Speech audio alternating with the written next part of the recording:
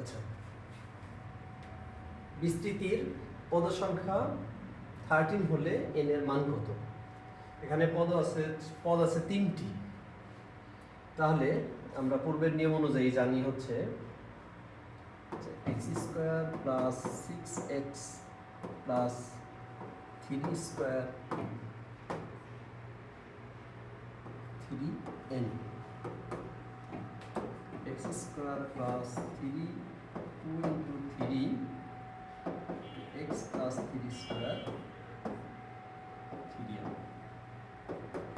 x plus 3 to the power square 3n, তো x plus 3 to the power হচ্ছে 6n।